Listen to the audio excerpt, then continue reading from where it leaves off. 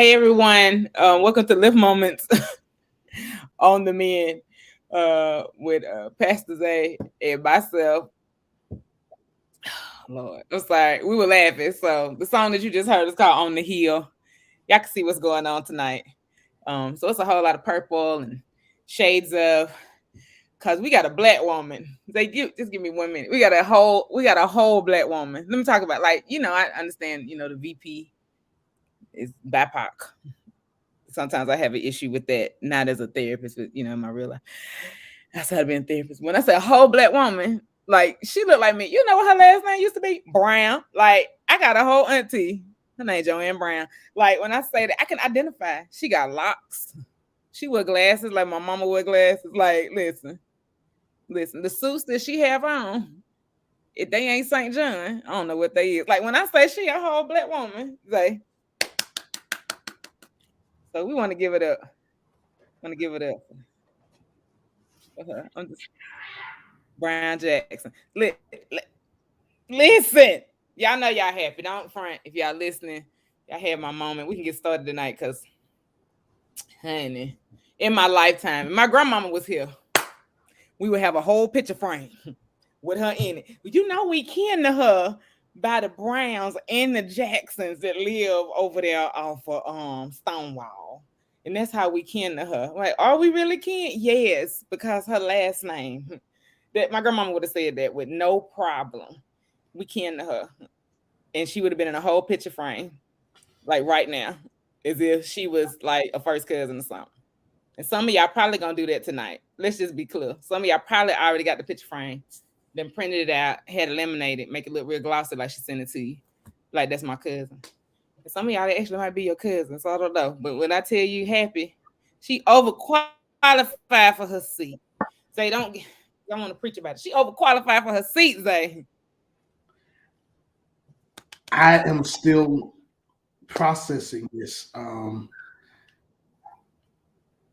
I get the vice president, and I know we got to talk about what we got to talk about. But since you open it up, we have the vice president. But what is different about Supreme Court justice is that Supreme Court justices are the most powerful people in the land, in that their position is lifelong, and they can be impeached. But much like a president being impeached, you have to prove that they've done misdemeanors and high crimes and all of those things. And you've got to really work to get them removed and to get them impeached. But they are the ones who interpret law. And so that's what makes a Supreme Court justice so powerful, is that, one, the seat is lifelong. And two, they are the ones that interpret law. So if a president signs a law, I can sue the government and say that the law is unjust, and the Supreme Court can undo that law or justify that law. And whatever the Supreme Court says now is what is law, and nobody can challenge that until the next law comes along. And so to have a black woman with black woman experience on the court now, that is going to, and I know we talk about people interpreting the law as it is, but law is interpreted based upon experience, because that is how judges make decisions. Yes, you have case law and you have rule of law, but you also have the experience, and the lens in which they operate and see interprets and applies that law. And so what we have now is something that represents all of us who are African American and minority and marginalized people, because she's going to be able to look at this thing from those lenses, and she's going to interpret that. So I would love to see what happens when the next case for Roe v. Wade comes back up. I would love to see what happens when the next case about discrimination on jobs based upon hair comes up and it hits the Supreme Court. I would love to see what happens now when we start talking about police brutality and black women having to. Now, she is married to a white guy. And I do have questions as to why our current illustrious president keeps picking black women who are married to white men. And there is some there, but that is not at the point now. I do not want to sully the celebratory or the moment with Miss Brown Jackson now being made Justice Brown Jackson in a few more months when she actually takes the oath as Justice Breyer retires. And so I don't want to sully that with having this conversation now, but I do want to say that she is a Black woman, and she is different than the Black woman who is the current vice president in that she acknowledges that she's Black, and she identifies as Black. Not only when it's acceptable, but she wears her Blackness fully. And so, so there is some there, and there are some intersectional conversations that we could have about success, about being a Black woman who's fully Black, who understands it, who identifies, who wears the cultural accoutrements of being Black, but is also married to a white man. There's some conversation that could be had there. But the fact is, she's there, and she's going to bring those experiences to the Supreme Court and to those cases. And I think that is what scares white folk. And I think that is what scares conservatives and Republicans, because now when you look at the Supreme Court, it looks like America. You got two Latino, well, you got one who is openly Latino, the other one, and she tried to act like she, Keegan, don't try to, but you can look at her and tell she got a little Latino somewhere in there. And she's not like, she's not like our other Latino sister on there who's like, yes, I'm Latino. I have not seen Keegan be that person, and I could be wrong. I could be missing it, but I have not seen Keegan be that person. But so we have two Latino women. We have a white woman who was unqualified, but because she's white, she got put on. Then we have a Black woman who is the most qualified of all, on the even more qualified than the current Chief Justice. Even more qualified than the current Chief Justice. And I know we got to get to our meat and potatoes and what we're going to talk about that. But I do want to say that the Supreme Court looks more like America than even the Senate and the House. Because you have all this color now. The only thing that we're missing in the Supreme Court to make it truly America is that we are missing a Native American and an Asian. If we were to put Native Americans and Asians on that court, we would now look exactly like America with population and representation. And I think that's what's scaring white folk, because when you start to have that representation, then things begin to shift, especially when the fact is that a lot of cases are going to hit the Supreme Court.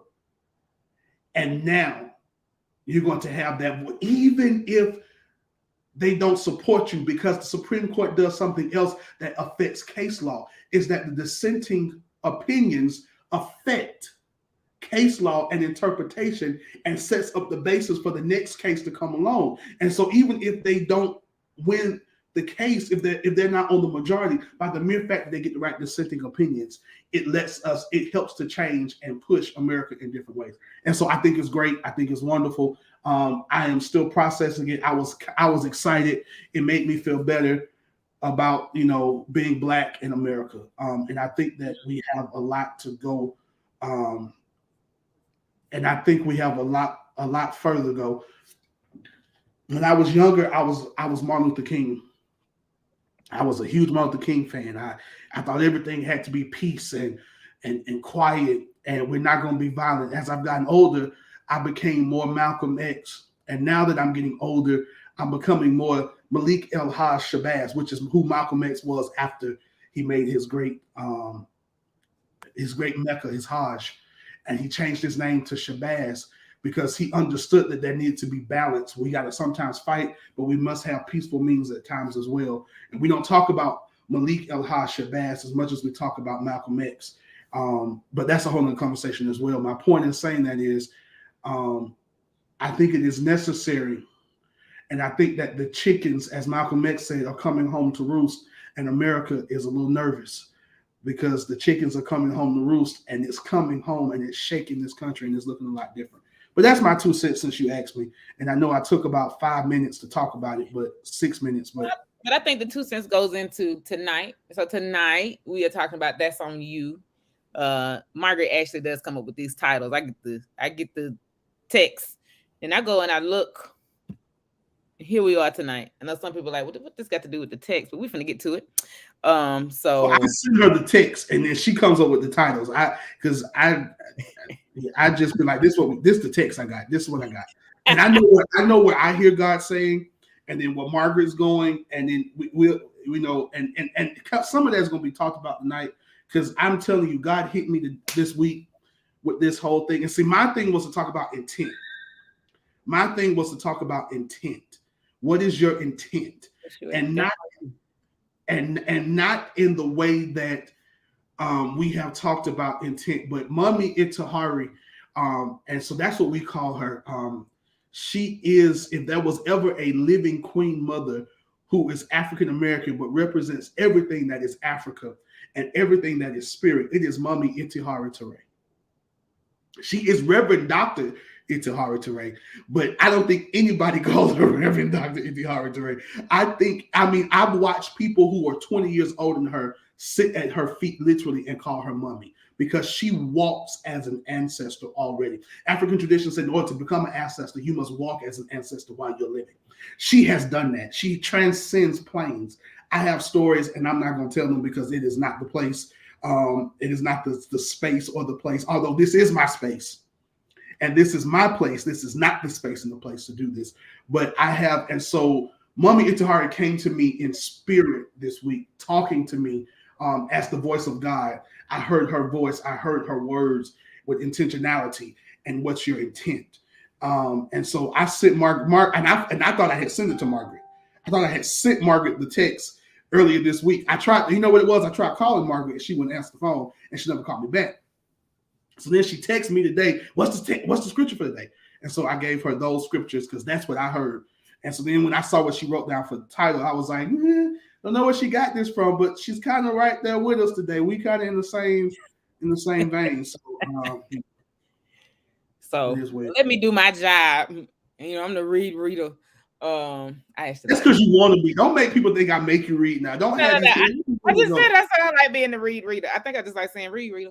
So the text, I don't know if people can still have paper Bibles, but we put it up here for y'all. I do. Oh, okay. I still got mine too. I got a paper Bible. So Daniel 1:8. But Daniel resolved that he would not defile himself with the royal rations of food and wine. So he asked the palace master to allow him not to defile himself. 2 Corinthians 9:7a. 7a. That's before the comma for some people, and some have a period in the particular Bible that they have. And it reads, each of you must give as you have made up your mind. And so tonight we're talking about that's on you. Your decision. How you want to walk.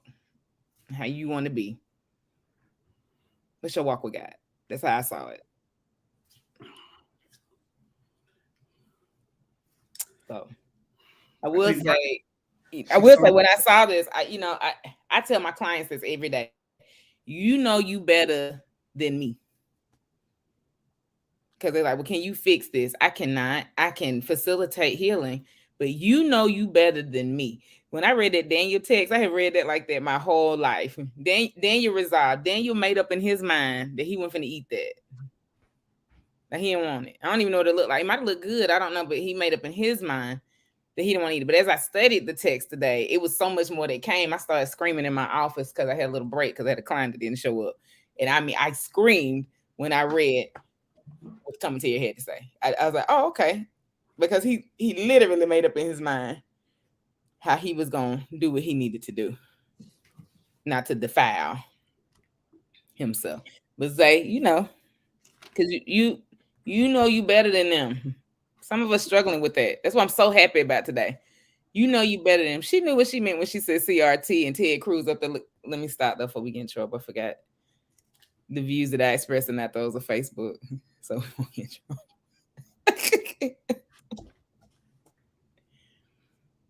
You better than them. I'm gonna stop. I'm going to I'm trying to get to this text in my Bible.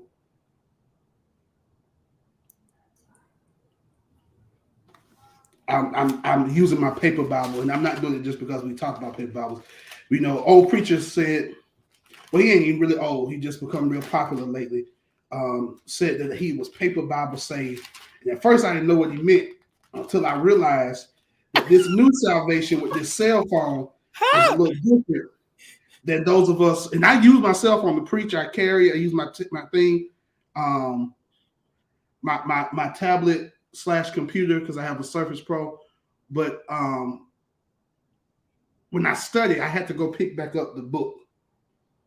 I got to go pick up the paper because when I came through, we came through with Bibles, with paper Bible. You had to have your paper Bible. You didn't, because they still wasn't letting you bring cell phones in church. I went to a church about 5-6 years ago, and the usher almost put me out of church because I had my cell phone, and there was a sign that said no cell phones during worship. And she came to me, and y'all know I'm saved, but I ain't that saved. And she came to me talking about, sir, you got to put your Bibles up. I said, this Reverend, and this my, she said, you got to put your cell phone up. I said, this Reverend, and my Bible's on here. And she looked at me, and she said, I said, my Bible's on here. I said, so I'm not putting it up. You have a blessed day. And I went back to my phone, and she looked at me, and I just continued to use and then the preacher whose church we were at, who I was really good friends with, who's one of the assistants at that church, came to say, Zay, come on, let's go. And she looked, she was like, oh, you really are? I was like, yeah, I really am. I looked at it. I was like, yeah, you did all it. And I told him about it. He said, don't worry about that. He said, and we talked about it. We laughed. I'm not going to tell you what he said. But yeah, his pastor just now allowed them to start using. Well, bless the Lord. Yeah, it's just a random story. I know. But I just had it in my head, though, I saw your whole body. But you better than them. Yeah. You better than them. And we're not pausing, y'all, because we don't have anything to say. We're pausing because this is a momentous moment. And I think these are what we would call in preaching pregnant pauses, giving you time to think about where you are and what do you know better than them.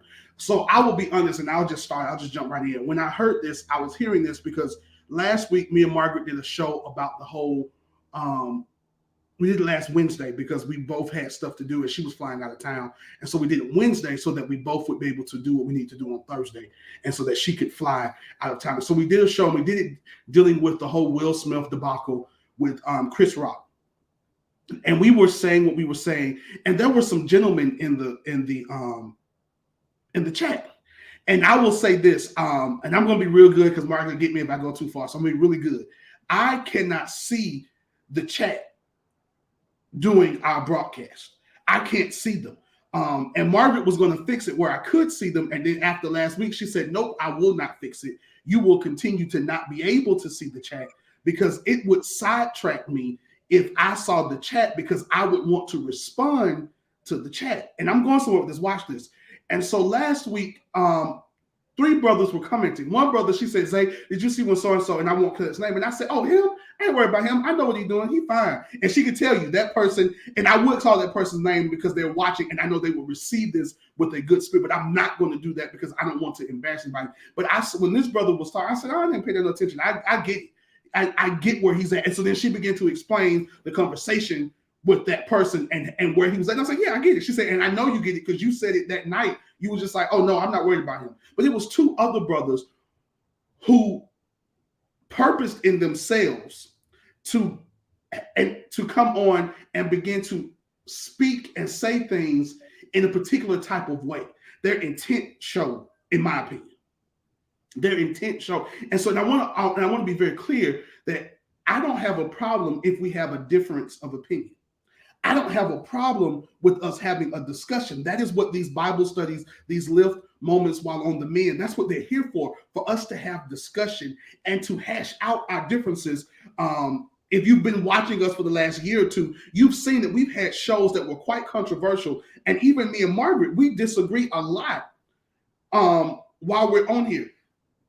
My best friend in the entire world who just left my house, who just helped me put together a bookshelf, we disagree on everything. If you heard us on a regular basis, you would wonder how we were friends. And so I don't have a problem with you disappearing, with you disagreeing. My problem is with your intent.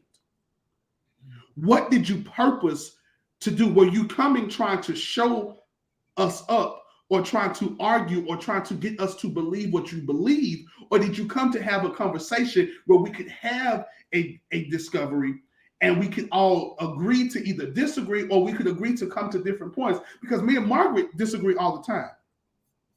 Me and Margaret have had slap down arguments. Me and Margaret stopped talking for 7 months because we had a disagreement. And she bullheaded, probably more bullheaded than I am. She would not say anything to me. And she and I'm not gonna say who was right or wrong. I'll say it in private, but it's and she knows who's right or wrong. I mean, it's me, so we know who was right and we know who was wrong. But I'll let her. We'll discuss that. We discussed that in private. But my point is, the intent, though, after we discussed and we saw the intent, and she actually listened to my intent, we were able to start back doing lift on the me, lift moments on the me. We were able to start back having conversations. I'm making sense. So it's not about the disagreement. The disagreement is necessary. The Bible says that iron sharpens iron. The only way that iron can sharpen iron is it's got to be some friction, some disagreement, some slashing, some coming together. And we like to say iron sharpen, and we think that means we're gonna sit together and just chew the fat and talk and be homies. No, nigga, that means we finna fight. We finna go at it. We about to clash, because whenever iron is hitting other iron, sparks fly. I don't know if y'all have ever seen metal hit something hard, but when metal hits metal, sparks fly, because it's some coming together. It's some bumping of heads. Even with goats and even with bulls, when they wrestle and they play, they have to headbutt each other, because it knocks the dry stuff. It knocks the stuff off their horns so that their horns will maintain their shape, their strength, and their sharpness. It takes us butting heads, so I ain't got no problem, but it's the intent. And them other two people, and I'm not gonna cuss because I'm not gonna say what I want to say, because my mama is gonna watch, and my mama don't like when I cuss. Although she should be used to it by now, she don't like when I cuss. So I try not to cuss because she gonna watch it. And she gonna call me later on or text me and say, you didn't have to say that word. So I'm not gonna say the words I want to say, but them two brothers who came in there, their intent was very clear to me. That their intent, and so my intent is to cause people to think. My intent is to cause people to have some epiphanies. My intent is to cause people to become uncomfortable. My intent is for me to grow in the process of helping other folk grow. My intent is also to protect that which God has given me. And so when God spoke to me about intent, something happened. It's a different Xavier. I don't know if y'all can hear it. I don't know if y'all can see it, but brother, and sisters, I can feel it. Me and my best friend talked today, Natasha, and I was like, it's a different me, because of that conversation me and God had about my intent, that Mommy Itahari started 5-6 years ago, when she told me that my intent was obvious and she could see it, and that my intent would open up. And so I have purpose in my heart. And so I've said that I purpose in my heart. I'm not putting up with the people who are going to come on here with the wrong intent, because you got your own space. I don't come on yours when you selling your books. And then you said the exact opposite of what the books you wrote about. I don't come on your page talking about that. So what I'm not going to let you do is come on here with your intent, because this is my space. And this is what God has given me, and I finally own it. I don't know if y'all hear that in this, but I finally own it, that this is my space that God has given me, whether it's 2 of y'all, 3 of y'all, or just me and my mama and Margaret. It is the space that God has given me, and we're going to protect that. Now, if you want to have conversation, if you don't agree with what I'm saying, by all means, the right intent, the right heart, the right spirit, the right purpose, we can have that conversation, because I don't know it all. But when you come on here with the wrong intent, I'm going to say something to you. And I said something in the comments, and I put it in the comments, and I left it alone, and they did not come back, because I think they understand intent. And if they don't ever come back to this show, one monkey don't stop no show. If they don't ever come back to this, it's fine, because I don't go in their spaces.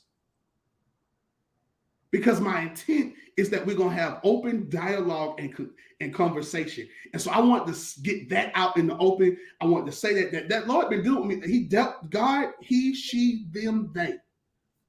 The counsel of God dealt with me this week through the personage and the voice of Mommy Itahari. And I hadn't talked to her physically. I just replayed the moments where I did talk to her. And I heard God through that beautiful Black woman's voice about intent and how your intent will cause things to open up, and your intent will cause spaces to become your own, and your intent will cause you to grow and to claim those things, and that wherever you walk, your intent will show up before you do. See, that is why I can honestly say that those two brothers, they can say what they want. And one of them, I know he probably may watch again, and he gonna talk to all the other brothers and sisters we know, and that's cool. But your intent showed up on it. Am I making sense? I hope I'm making sense, y'all. And so I believe in that text when it talks about Daniel. Daniel had an idea with intent. And Daniel was intent. If you get what I'm doing, you see what I'm doing with the words there? Daniel was intent on not becoming a part of the culture that had taken him into bondage.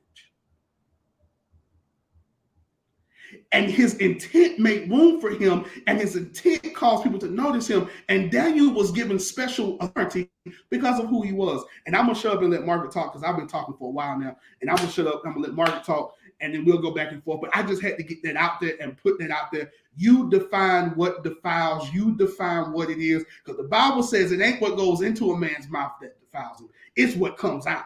And so because that's your intent, what you let come out. And it ain't even so much about cussing, because some of y'all got that twisted too. Because Jesus, even in the temple, did what would be considered and labeled and comparable to cussing when he called them broods of vipers. He also, when he takes that woman up on the mountaintop and he begins to talk to her at the well, and he says dogs, and he compares her to a dog. So vipers and dogs were two of the lowest animals in their culture. He cussed her comparably. I'm not saying he was a cusser. I'm not saying that on this live today. What I am saying was that if you compared it culturally, it was likened as if he was cussing. So for those people who real saved, I don't feel like arguing with you tonight. So I'm just saying, so you got to understand. So it ain't so much about the cussing, it's the cursing. See, y'all got cursing and cussing mixed together. See, the Bible didn't say a cuss and good water can't come out the same. It said a curse and good water, a curse and blessing can't come out the same thing. You can't call somebody stupid and then turn around and say, I love you. You can't call me brother and then come on and start dissension and discord on my show. You can't say I'm trying to help you, but then you never support and sow into my stuff, because you can't curse me and then bless me. You can't say you my son and then call me stupid. You can't curse me and bless me. It don't work. You can't flow out the same. And so that's what we're talking about. What's your intent? What is your intent? So when you open your mouth, your intent will come out. Not the cussing, because they cuss a lot. But if anybody spend time around me, I don't curse. I try my best not. Margaret will tell you, I will just shut up at times and she be like, "Why you ain't talking?" I ain't got nothing to say. And she starts to laugh, and she knows when I say I ain't got nothing to say, or I say because I'm trying not to say what I want to say. She knows to leave me alone or to let me move on to the next subject, because I'm trying not. Now I will tell the truth, but I'm not gonna curse you, because I understand my intent, and I owned it this week. I'm sorry, I owned it this week. I owned it. I want to be where I want to be. I know he ain't done, so he ain't done. I'm just gonna do my little part of teaching, because this is it tonight. Zay, you got it. So you define what's the file. Oh no, you finna come back. You define what this is the file, because when I studied this text and I went through it today, I mean this is really what this is on you. It was more than just the resolve of Daniel. They had been separated from their land. They went into dysphoria. They had been separated. They had been dispersed. They had been dispensed away from their indigenous territory. So they were gone. He did not want to mess up his body based on what he knew was supposed to go into it. Just because I moved to a new place don't mean I change my habits, because I know what keeps me healthy. So he was able to define for himself what was defiled. And so as we go, because this is Zay tonight. What is your diet and your dysphoria? Like this diaspora. What is that? Like when you are displaced in your diaspora, because some of us are sitting in there. That's why I'm so happy tonight about our future SCOTUS, because we are sitting in this place that's a diaspora. But what's the diet that's there? What are you putting in? What are you using? Because you get to define that, because that's on you. We blame Satan for so much, but that's on you, on what you put into yourself. what you put in, how you put it in, how you land there. And so the text isn't just he chose a diet, but the text is he wanted to honor his body, himself, his mind from what he knew and what he came. So he did that with the diet. And we watch, if you read the rest of the text, Zay said it already, that he looked better than everybody else because he knew what his body needed. He knew what his soul needed. He knew how he needed the land. And so what are we doing with that? Because if you come on and you don't fully understand the conversation, then you're going to mess up your diet. You're going to mess up how you land in somebody else's land. I know you're waiting on me. I'm letting you have it because I did enough talking. I'm letting you have it. I mean, you're gonna mess it up. So what I'm leaving. I ask questions like, what is it? What's there? Like, what is your diet in your diaspora? What is? So I want to push that Daniel makes a decision based upon who he is. So when you talk about diet, your diet is consistent with who you are.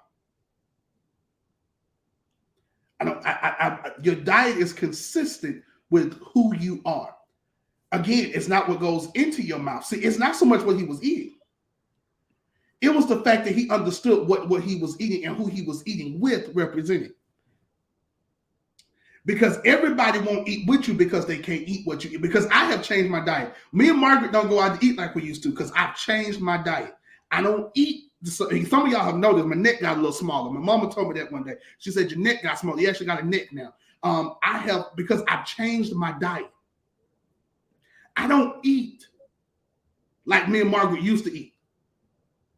And Margaret can tell you, I've gotten better with what I eat. I still got a long way to go because I say that to say is that when you change your diet, as he was eating differently in this bondage, he was in bondage. His people had been taken into bondage.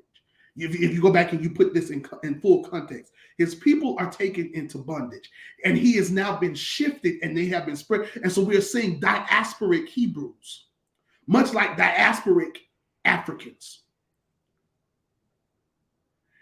But even though we're diasporic and we've been away from the motherland, there are still some things we all eat or have a staple in our diet as African people. Rice, or some version of rice, some version of a bean. Because it connects us. It is consistent with who we are as African American people. There are certain things that we eat. It is certain things that we do. And so he understood this. And so I just want to be clear that he did make a decision. He made a decision that I am not going to partake in the culture that causes me to lose who I am. I like these prophetic pauses because, again, y'all, and people really, I know some people, I know they sit down and like work really hard together. But I get the text, Zay has the text, and we have been doing that for years now. Almost 2 years at it, I think. I went back and looked at all the recording, and we literally, like, we study on our own and come through. And so even tonight, what is well in your soul? Like, what are you putting in? What are you feeding that's going to keep you in good health? What's keeping you in good spiritual health? What's keeping you in good social health? What's keeping you in good emotional health? What's keeping you in good physical health? Because that's what that was saying. Like, I'm going to keep the diet of the land that I am from because that keeps me in good health. So even if you go to a new place and enter into a new space, it doesn't mean you have to change what your intake is. It's going to keep you healthy and keep you whole, because that's what a lot of people are doing. That, again, that's on you.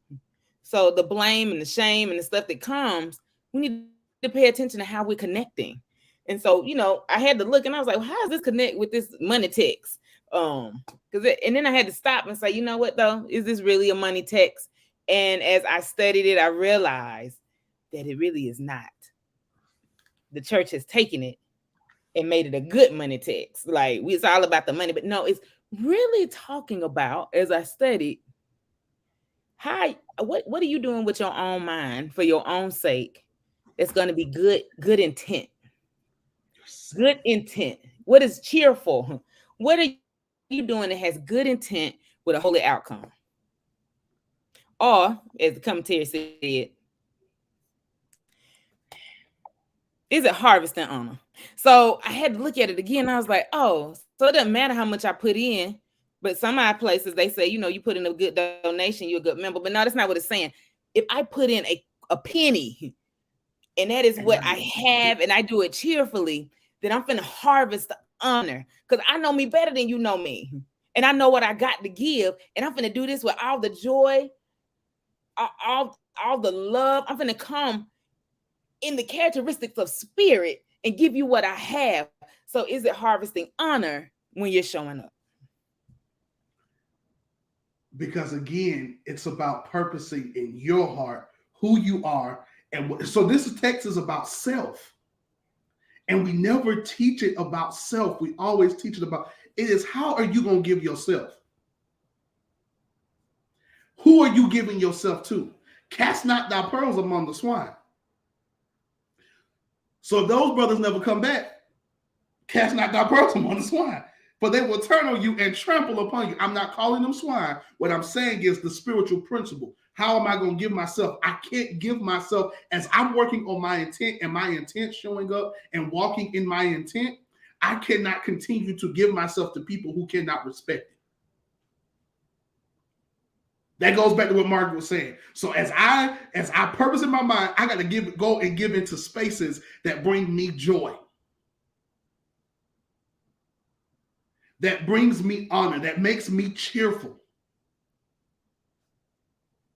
I can't give myself in spaces that does not honor my sacrifice of who I am. I hope that makes sense. I hope that makes sense. This week, I'm telling you, this week, God spoke to me about intent. The ancestors came, and it wasn't one of those ooga booga moments where I hit the floor and I was speaking in tongues. It was just a simple, calm moment where the Lord just started talking, and I heard this clear voice. And this time it was Mummy Itahari's words. And I'm going to keep saying it. Came back to me. And they came back to me, and I didn't cry. I didn't have the whole thing. It was just like, oh, wow, I got to own this.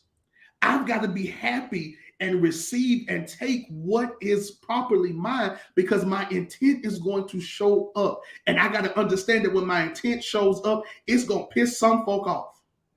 When my intent shows up, it's going to anger some people, much like our new Supreme Court Justice. We ain't go so far off the page. When she showed up, it pissed Graham off. Graham is sitting somewhere they said he went and sat in the closet. He purposely took off his tie and went and sat in the closet to vote because he could not handle, because he knew that she was about to get approved and he couldn't stop it. See, when folk know where you about to go, sometimes the enemy knows it before you do.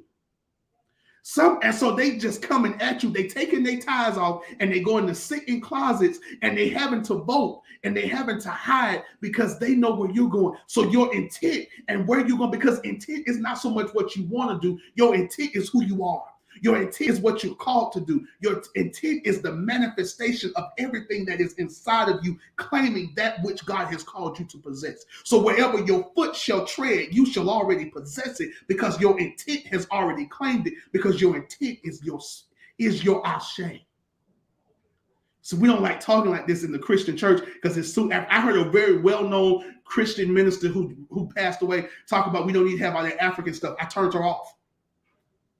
She's a black woman, so we don't need Africa. We do need it, because when we reclaim that space, that's what they don't want us to do. They don't want us to reclaim our ability to talk and look at the stars and command things to happen in the spirit, because they don't want us to understand that we own our space. So we are spiritual beings made out of the dust and the dirt of the sky and the ground. And I purposely said the sky because the Lord hovered over nothing and made everything. And so we come out of this dust that creates universe, and we are that, and our skin melanates and glistens just like stars twinkle in the sky because of what we got in us. We are something special as black folk. So when we walk into a room, even though we quiet, our intent shows up. So what are you giving? And many of us have been giving less than what we can give because we've been hiding ourselves, our light under bushels. But we should not be hiding our lights under bushels. We should be like cities on a hill where our light shines for miles and miles around. See, I'm taking the text and I'm giving it back to y'all. I'm giving you your Bible. I'm giving you your text to show you how we are supposed to walk in this earth. God put it there. We just got to decipher it and open this black Bible up. That is really a black document. Come here, Maya. There's really a document that was created by African people. Come here, diaspora, and own your intent and own who you are and walk in that. That I am this black man in America, and I'm having to control myself because I almost gave y'all too much. Woo! But I'm sitting here. And I got to own all of this. And some of my stuff I can't share with everybody because you can't handle it. But if I own it and I got it and I walk in it and I possess it and I honor it, then me and spirit are good over here. And that causes doors to open. And your gift, your intent shall make room for you.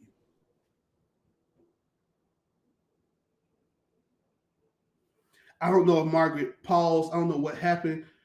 I don't know if y'all can still hear me, but Margaret got frozen. I hope we don't get frozen and get kicked out because it looks like my stuff is still working. So that's intent. That's where I'm at with intent right now. That's where I'm at in intent right now. I can't see y'all's comments. So if y'all commenting, I can only see what Margaret's writing. So Margaret, if you can hear me, just send me a chat or something to let me know you can hear me. Okay, we back. That was when your gets really good, I'm gonna blame this on the devil. The devil called Comcast, want to come play with the lines. Anyhow, so let me move on forward because I put it up there because they just said it. Like the relationship between you and God is on you. Like on your space. What's your intent? Is it harvesting honor? So, because the text we're using, that I know I had to initially say, what does these have to do with each other? Well, I know the diet that I need for myself.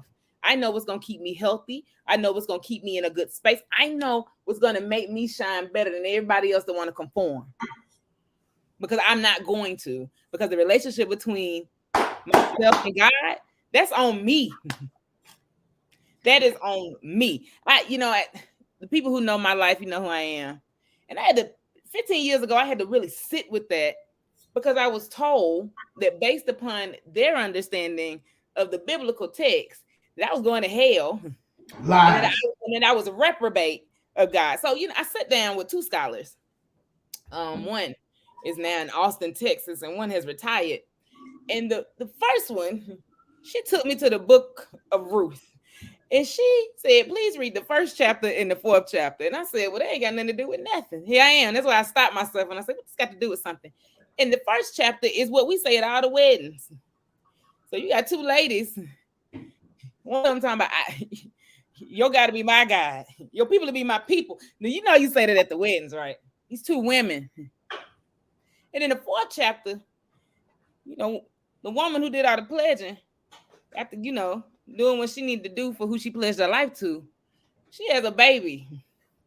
And when you read in the text, it says that the baby that she had didn't belong to her and her husband, but it belonged to the woman that she pledged her life to. And that woman fed the baby and claimed the baby as her own. So I had to struggle with that because what she said was the things that you think are going to send you out are the very things that keep the lineage going. I said, okay, Dr. Amer, I can't do that. And then I went to the other guy. He looked at me, and the funny thing was that the Greek scholar told me the Hebrew text, and the Hebrew scholar told me the Greek text. So I go and I'm crying, and I go to Romans 1:26. And he said, Margaret, read what it says. Because these people had told me, they said, you reprobate. And then it keeps saying when you read it that only God can separate you and God will cut you off and God. So he said, well, if it's saying God will, then who are the people to tell you that you cut? So your relationship between you and God, that's on you, how you want to grow and flow. Does it harvest honor? It's what you do, cheerful. What it means, because when they're speaking of cheerful giving, they're talking about harvesting in this text, because we want to make it something that would, no, they're talking about planting, growing, and harvesting. Does it harvest under the seeds that you're about to drop? Is the return going to harvest honor? Not is it just going to return, but is it going to harvest honor? If it isn't, then you need to think about what you're doing, how you're doing it. They did everything based upon seed time and harvest time because they were agrarian. They were agrarian people. They everything they did was based on farming. Everything they did was based on knowing the seasons that you were in, so that you knew when you were going to harvest what and how you were going to harvest it. So when they talk about sowing and giving, they weren't just giving money. They were giving actual produce. They were giving actual things. They were giving of themselves that they had put out. And so it goes back. I'm going to keep pushing it. I know Margaret coming from one way tonight. I'm coming from another way. I'm going to keep pushing it. But it's all going together. They were giving of themselves as much as they could, and they knew the seasons of when to give and when to receive. So now when Margaret takes those two texts that she's talking about with Ruth and Naomi, and then she starts talking about Romans, and so when people tell me I'm reprobate, I tell them thank you. And so they tell me I'm reprobate because I got different views on different things. They tell me I'm reprobate because I have friends who they don't think are saved. And so I'm reprobate because I'm hanging out with them. And I tell them thank you. And this is why, because reprobate just simply means, if you go back and look at that word in its original meaning and what it means, and you define the word reprobate in the biblical text, what they use for reprobate, it doesn't mean sinful. It don't even mean that God doesn't like them. It means it's countercultural to what they're doing, to who they're being. So when something was reprobate, it was countercultural to Jewish tradition and Jewish culture. So when you are reprobate, when you have become reprobate, you are countercultural to church Negroes. I almost said it. You almost did. You did. You caught it real good. You are countercultural to church Negroes. You're countercultural to a church mentality. So whenever they tell me I'm reprobate, you're right, I am reprobate, because I'm not going to walk in here telling people who barely graduated high school, I'm not going to call them doc. I'm not going to say, hey, doctor, you talking about yesterday you was a GED student, now today you're a PhD, and tomorrow you're a bishop, and the next day you're an apostle, and the next day you're the chief apostle and the presiding bishop of a fellowship with 3 folk, and now you got all these spiritual sons and daughters, but you can't. But 2 weeks ago you couldn't read. I'm not going to call you doc. I'm not going to walk in and call you doctor when I bust my butt to get these 2 masters. I'm not going to let you belittle my degree when you ain't even got the highest degree. See, because you're talking to a Negro who understands education. So I understand the highest degree isn't. Now, if you got a PhD and you tell me, Mr. Coombs, you got more work to do, I'm going to say, yes, sir. Yes, ma'am, because you got the PhD, the highest degree in the land. If you earned it and it came from a representative, if you went to the school where you can buy it, I'm going to look at your math. That's the Lord.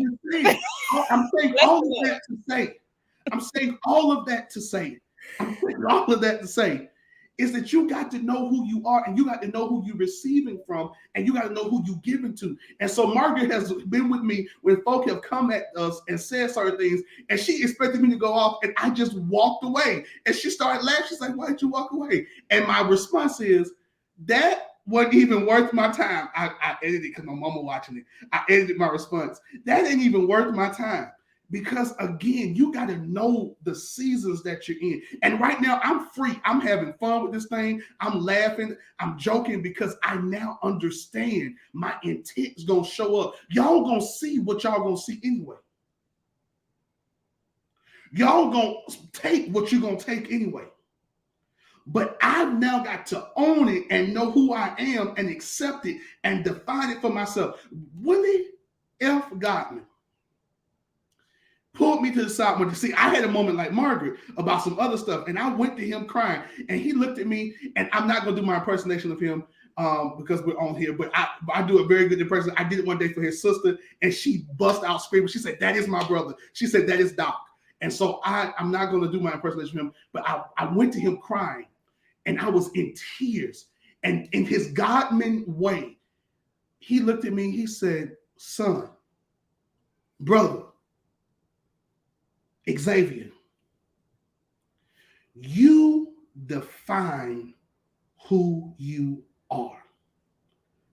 Nobody else has the right or the authority to tell you who you are. He said, I know who I am. I know, and people around me know who I am. He said that. He said it to me. He said, but when folk ask me, I define it. And he told me some of the ways in which he defines it.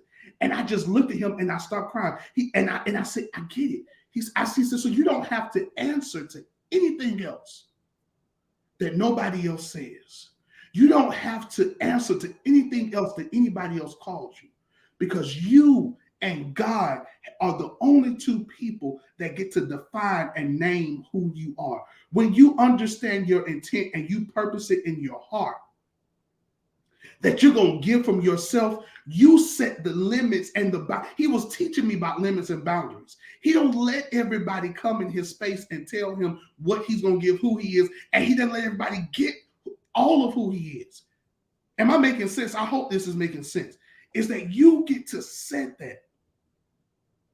There are certain conversations that me and Margaret have that nobody else will have with me. There are certain conversations that me and my sister have that not even my parents will get to have with me. There are certain conversations that me and Tasha, my best friend, have that nobody else will ever get to have. I have limits, and Tasha can show up at my house, don't have to call. Don't have to knock. She come at the house and say, I'm outside, the door's unlocked. I get up and unlock the door and go sit back down. But anybody else, Margaret will tell you, you will stand outside that door and I will talk to you through the door. My sister has a key. Those are limits and boundaries. And you got to know who you can share those things with. Nobody else in my family got a key. My sister got a key. She knows she ain't got now, but because of boundaries, she won't just walk in, but she can. Because we have set those things. You have a right to name those things and to make sure that people understand. And so those texts, I know Margaret thought I was crazy when I gave them to her, because one is Old Testament, one is New Testament, and good preaching. Good preaching tells you ain't supposed to cross your Old Testament and your New Testament lesson, as the old Baptist preacher would say. Lesson. You build a hermeneutical bridge so that we can understand how those two texts are connected. And then we must build a bridge in which that people can understand that those texts have some, because there is a 2,000-year gap. And so what is in the Old Testament, I'm there so that scholars will know I know my stuff. There's a 2,000-year gap between the Old Testament and the New Testament. So what is happening in the Old Testament academically is not necessarily making a reference to what is going to happen in the New Testament, because there are 2,000 years. Anybody who would have been Old Testament would have been dead by the time the New Testament was written. So there are two separate books brought together. And so I must build a hermeneutical bridge. The hermeneutical bridge is that both texts, I use the topical bridge. Both texts talked about purposing in your heart what you were going to do. Howbeit, they were talking about two different types of purposes. But if you look at it and you do the reading and you use a particular type of exegetical lens, you understand that they weren't too far off, because they were talking about how are you going to purpose for yourself and your people and your culture. Because ultimately, as you make these purposes, as you set your intent, as you manifest who you are on the inside, you will talk about your giving.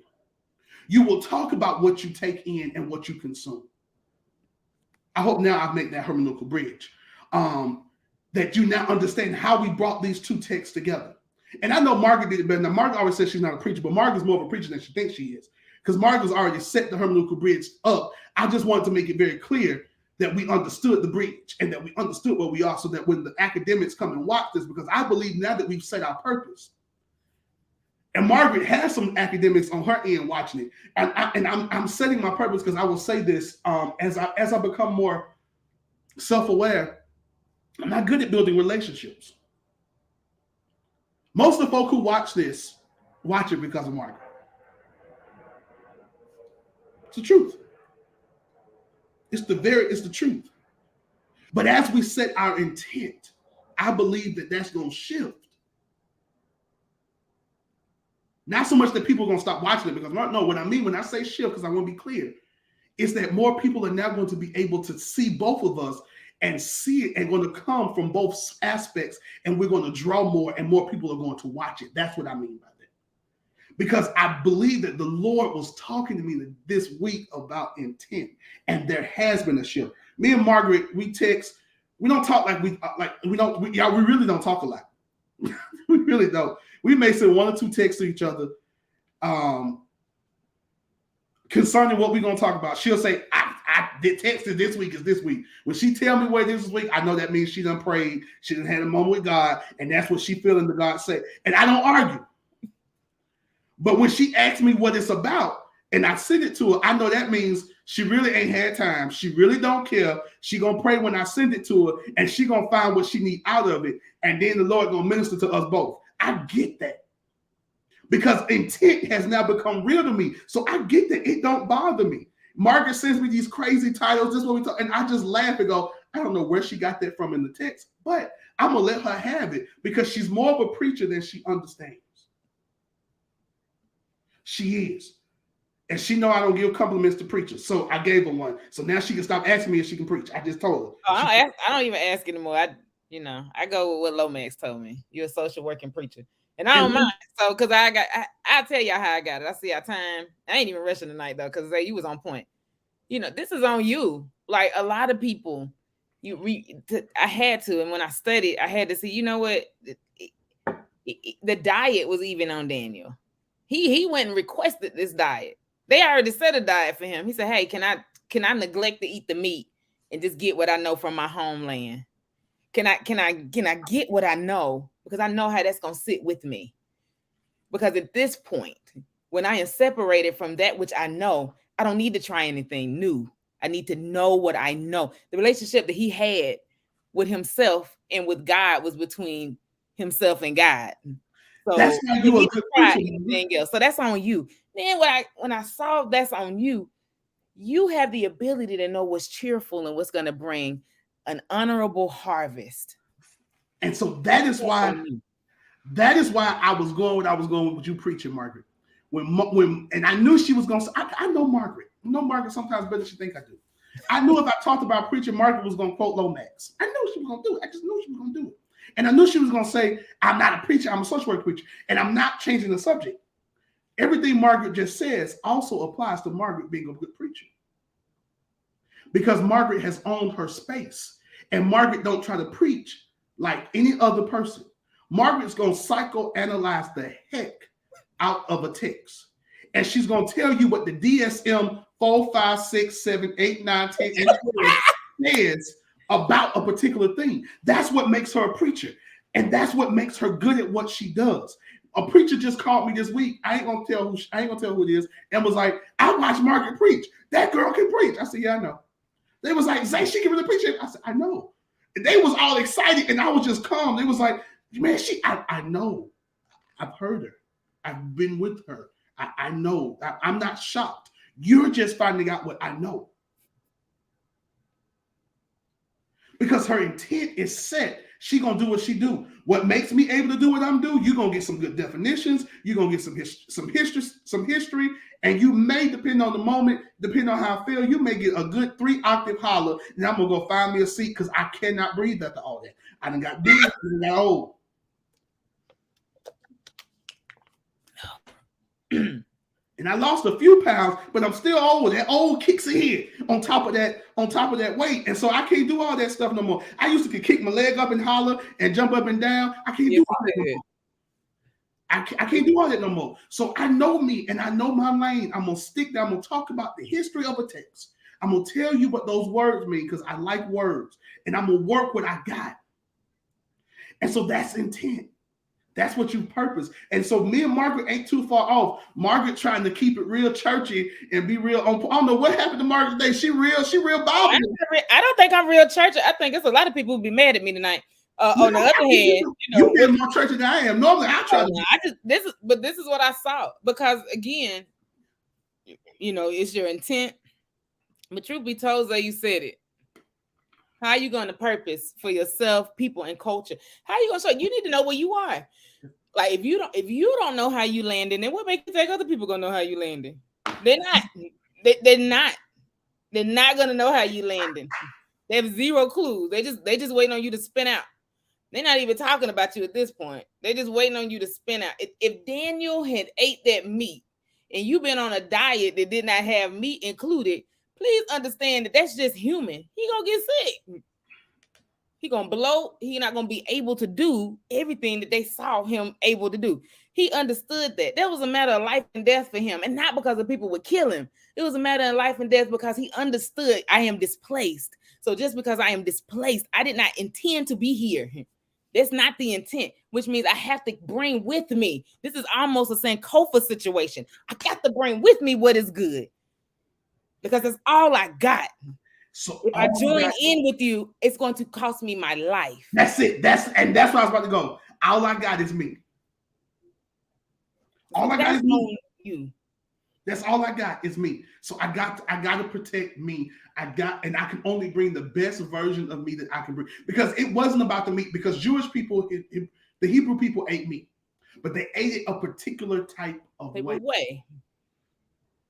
And since he understood that the culture that he was now being controlled by was not going to produce the meat, prepare the meat the way in which he knew that he could not eat the meat. And many of us are consuming things, although we know it ain't right for us. Yeah, I guess to say, quit eating what you can't digest. I mean, I don't care what it tastes like. That hit me real hard. Like I love good cake pies. I love a good Reese's egg. It's Easter time. But quit eating what you cannot consume. Listen. You're not going to digest, because what's happening is I'm trying to join into the culture. Now I'm counterculture. So now I'm looking like, let me stop. I'm lactose intolerant, Margaret. But you know I love a good ice cream. Margaret knows I love ice cream. Margaret knows I love dairy products. Jesus. And Margaret hates when I eat dairy products. She gets mad because I am, and this was before I changed my diet, y'all. So I know some of y'all, I'm gonna be clear.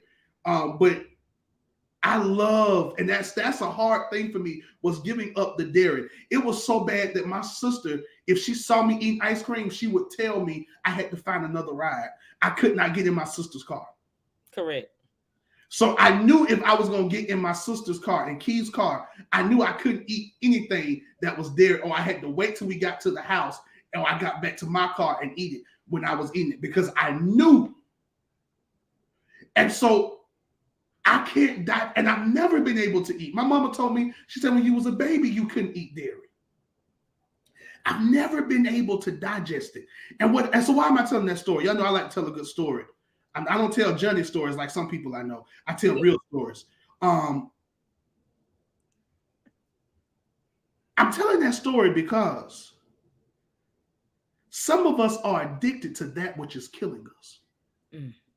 That which causes us pain and that which we cannot produce. We are addicted to relationships. We are addicted to people. We are addicted to churches. We are addicted to situations. We are addicted to a religion that breaks us down. We are addicted to a culture that is not productive for African American people. We are addicted to these things because we enjoy it. We like it. It provides us with something, and I love, everybody who knows me knows I love cheesecake. I love it. It's dairy. It's straight dairy. But every time I eat it, I get sick. Why do I love that which causes me so much pain? Because I had to repurpose who I am. Now, I found some alternatives, and they are not as good, but they're better for me. It's the 80-20 rule. We sometimes look for something and we're looking for something that's so great to us, but it's not great for us. And we pass up on what's good for us because we're looking for something that's so good to us. And so that's, you got to own it. You got to know who you are. And my favorite cheesecake is Junior's cheesecake. Oh Lord, Jesus Christ. You got to take us home on Junior's. Say, go ahead, because you right there.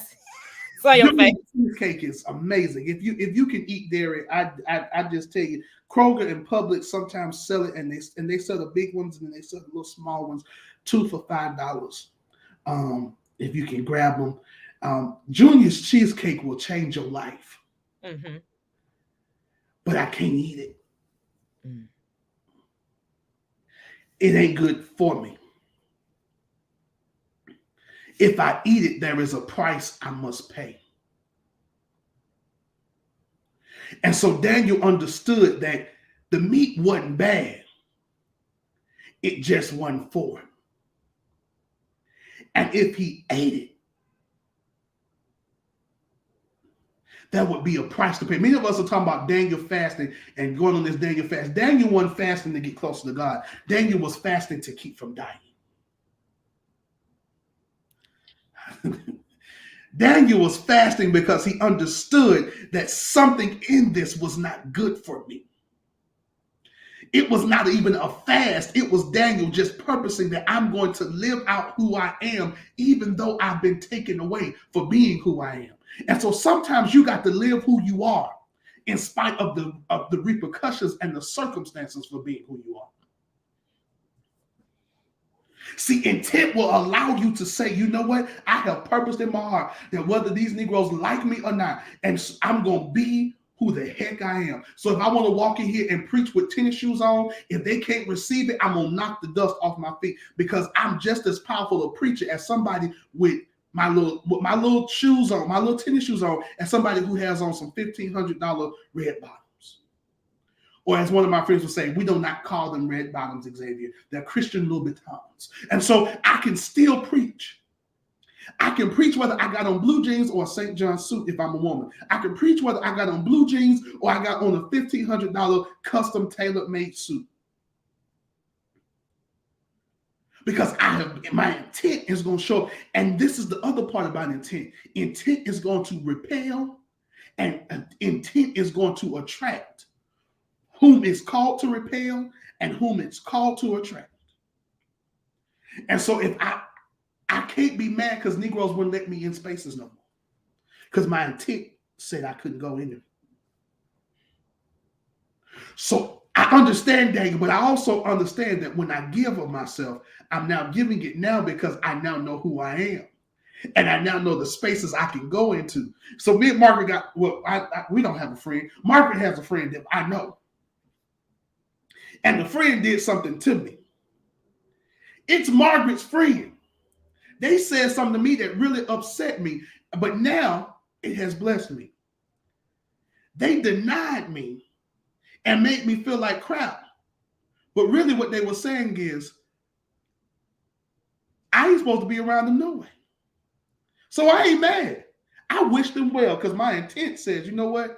I can't hold all this other foolishness because I got to go. So everybody who's ever harmed me, I bless them.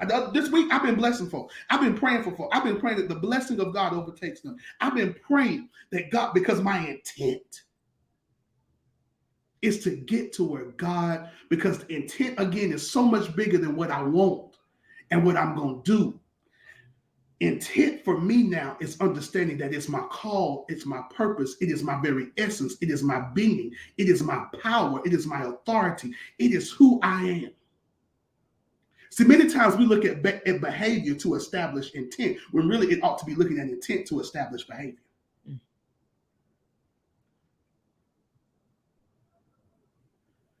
And so all I'm saying to you people who are watching today, you my people, you Margaret's people, you the people of God, is that your intent will open up space for you. Walk in who you are and who God has called you to be. And the power of that will allow things to be created and to be owned, because you now walk in the power and the authority and the imago Dei, the image of God, because you have now owned that, because you are walking in the intent. And I want to thank Mommy Itihara Ture for putting that seed in me 5 years ago. Who would have known that just driving around this week, that seed would have burst open and grew. and that my whole life would have shifted in a particular type of way. And I'm not promising it's going to be easy. I'm not promising I'm not going to call Margaret in one of my moments of being broken down and just having because of the things I deal with. But now I know that when I have my good days and when I can see through it, I now know that my intent is opening space for me. And I'm done. I'm gonna shut up talking. Oh, I thought you was closing. So because it was good. So I want to thank everybody for coming tonight. Yeah, that's what I was. Yes, thank you, Angela. Listen. So yeah, I want to thank everybody tonight for listening. Because you know what? Your next steps, that's on you. So set your intent. What does that look like? The preacher said it tonight. Your intent sets your behavior. That's Bible. Go read David. David had one intent, did some foul stuff. He had to repent for that. Intention changed, and we saw what happened. So again, what's your intent? And then what's the behavior to go with the intent? Wait until I get connected to Wi-Fi. And then what is the reason? What is the reason? What is the purpose that he said tonight? What is the purpose for yourself, for the people that you are called to, and for the culture in which you are delivered into? Because you can't forget who you are in that. And as you are displaced to serve, I said nice tonight. Then how you respond to it, that's on you. So y'all have a wonderful night. May God cover you. May God bless you. May God allow you to see the intent clear. And may you have compassion for yourself and others as you journey along this way. And how you may walk is how you may be. And may you have understanding and purpose behind it. Y'all be blessed tonight. Go with God. Go in peace. I love all of y'all. Be blessed.